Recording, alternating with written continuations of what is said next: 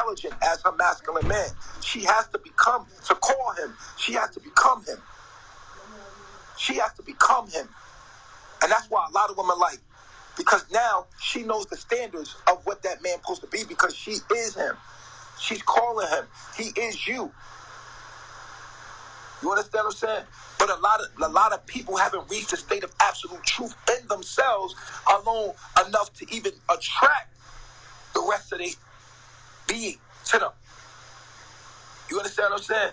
So you have to realize, as a goddess, the number one thing you want to do is become your king. You have to become your own king. Meaning that you have to, only thing that male represents is knowledge. The laws. You have to adopt the laws and then live by those laws and upright by those laws and never, a woman doesn't have to speak to live by those laws. She could just be someone that denies anyone that is not in those laws. If a man is not in those laws, he doesn't meet the standard to touch you nor talk to you. He cannot even enter your ear, let alone your vagina. The man should not even be able to enter your ear, let alone your vagina.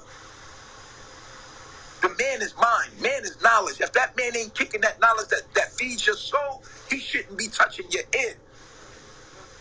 Fuck your pussy. Fuck your body. Don't let him touch your ear.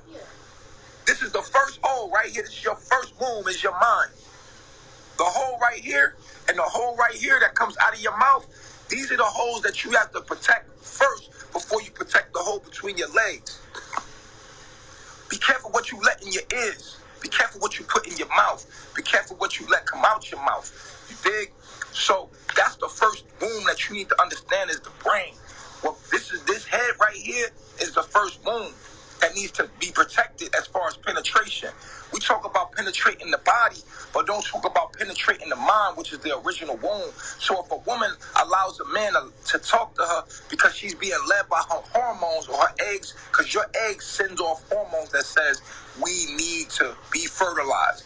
It's your own nature being used against you. So and you're influenced, you're under this influence as a woman. You're an emotional being.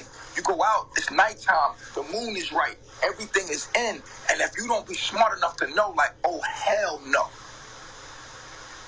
Trust me, you're going to find your king when you get your heart right, when you get your mind right, when you really get your mind right, and you align yourself with absolute truth. So you got these women out here that even, they need to become king. They have to become their own king first. You got to become your own queen. Like, with me, my knowledge makes me, when I hit the weed, I become Hadu. So it's like as if I'm calling upon her, because Hadu is a very powerful entity. But I'm calling upon her by becoming her, because I am her. We are one being. And in the heavenly realms, you are hermaphrodite. You know that though. If you look into Adam, Adam was not a man. Adam is a hermaphrodite. That's why Adam was put to sleep and then female was taken out of Adam, because Adam was an hermaphrodite. Adam was a god. Adam was the beginning of all thought, which is the atom, which is the electron, proton, and neutron.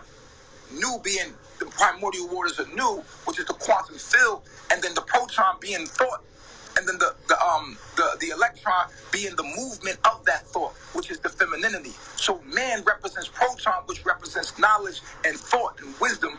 Knowledge, and woman represents the wisdom, which is the action of that knowledge. You get it? Yes. So now, as a man, then if you're looking for the right man, then you're gonna be looking for a man with the righteous thoughts, with the righteous knowledge, with the righteous mind. You understand what I'm saying to you?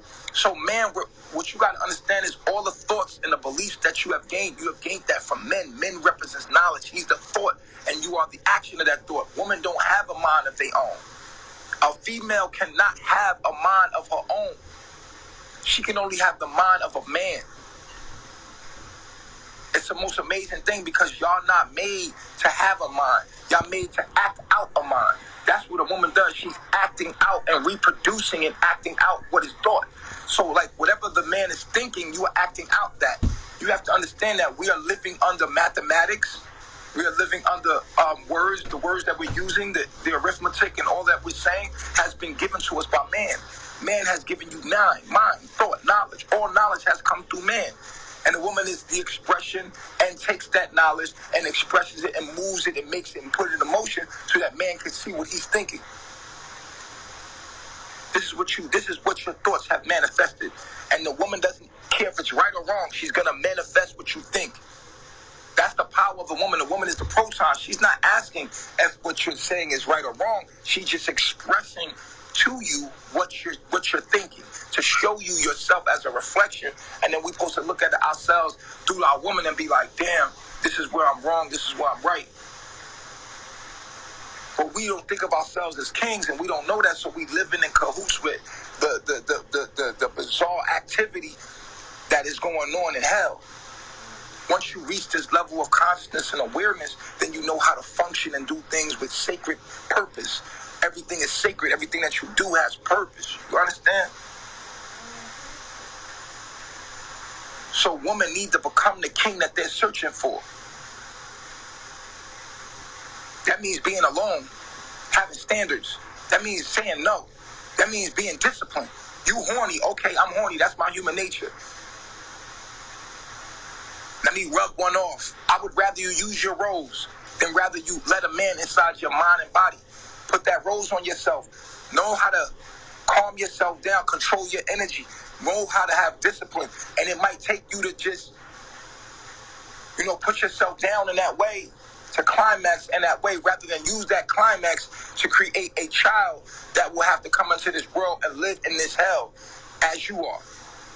So we have to be careful as the woman, to be careful and be conscious of who you let in your mind first. Because as soon as you see somebody, you're attracted to them. But what is attracted to them in you that you're attracted to?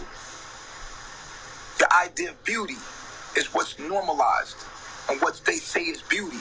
But beauty should not be something that you just look and be like, oh, because beauty is an art. Don't get me wrong, because the devil can be beautiful and demons can be beautiful. Most times they are, because we are loving. If you're in love with beauty, then your demons will come beautiful. So you got to be careful, because you got to know yourself. Like if you're a Taurus, we love beauty. If you're a Libra, we love beauty. If you're ruled by Venus, like I'm ruled by Venus. So I love beauty, art, beautiful things. That can become in the devil form. So your demons can come in beautiful forms. So with living and understanding that over time, I realized that a lot of my demons have been very beautiful people and things that I'm attracted to. But I need not to see past my demons and overcome my demons and not let that rule me. So what have I done? I made sure that I surrounded my life and created my life in a way that I'm able to see the snake. I cut my grass so that I could see the snake, so I can put myself in a position where I know how I am, and I live in a way that women can't even come to me. I'm with the same woman I've been with for how long? We'll rarely see a random stranger little woman come into my life, because at the end of the day, they know I have standards. Number one, that you're going to have to meet these standards to come to me. I set myself up like that. You know what I'm saying? You got to set yourself up to win. You know what I'm saying? And it might seem like, damn, I'm